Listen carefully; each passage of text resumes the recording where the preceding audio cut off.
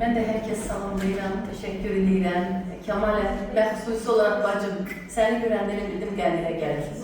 Çox təsirləndim. Allah ruhunu şad eləsin. Qəlblər Hüseyin ilə uzun illər ailə televiziyasında çalışmışam. Bəli, Lətifə xanım haqqında bir bəlgəsəlimiz də var. O gün olsun ki, onu da burada nümayiş elətdirə bilək. Lətifə xanım da ailədə 7 uşaq olub, biz də ailədə. Onlarda sadəcə 7 qızdı, bizdə 5 qız, 2 oğlan idi. Lətifə xanımın əsərini oxuyanda mən ona dedim, eylən, mənim atam sürücüydü, şoför deyirsiniz da siz. Lətifə xanımın da atası, biz də zəhmətlə böyümüşük, onlar da zəhmətlə böyüdülər.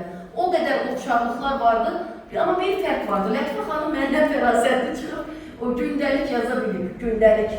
Bizim doğulduğumuz köydə isə hətta gündəlik yazmaq belə sanki ayıb bir şeydir. Görün, təsəvvür edin. Sistem elə bir sistem idi ki, gündəlik yazan adama belə baxırdılar. Qız uşağı nədir gündəlik yazsın? Sanki orada sən sevgidən yazacaqsan, bilməm nələrdən yazacaqsan. Hətta o yasaqlarımız vardı. Amma Lətifə xanıma deyirəm ki, Lətifə xanım, mən də o vaxt gündəlik yaza bilsəydim, yəqin ki, bugün bir bestsellerlərim falanlar olardı.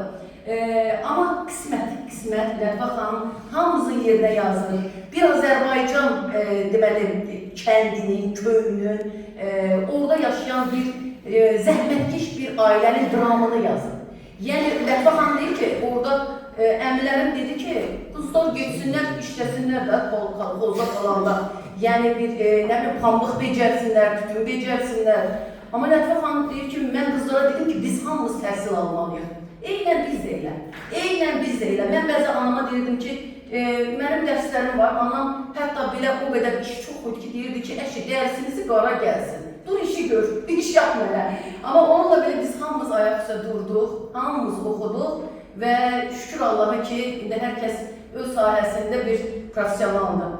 Mən hər birinizə təşəkkür edirəm, Lətifə xanımı təbrik edirəm, ürəkdən təbrik edirəm və düşünürəm ki, Lətifə xanımın yazdığı əsərdə hər birimizin taleyi cəmləşir. Onun yazdığı kitab hər birimizin taleyindən bir qırmızı xət kimi gəlir, keçir. Lətifə xanım, görürəm sizi. Təşəkkür edirəm, sizin də hər birinizə təşəkkür edirəm. Və bayaq mən bir həmkarım evindən bir yerdə, deməli, bir dükanda dayandıq və orada bir satıcıya da dedim ki, biz çox istəyirik ya sizi. Həqiqətən də, bax, biz sizi çox istəyirik. Yəni, biz Türkiyəni lap çox istəyirik. Hər birinizi çox istəyirəm və hər birinizə sevgimi buradan bildirirəm. Və yaxşı ki, var, bir millət, iki dövlət. Təşəkkür.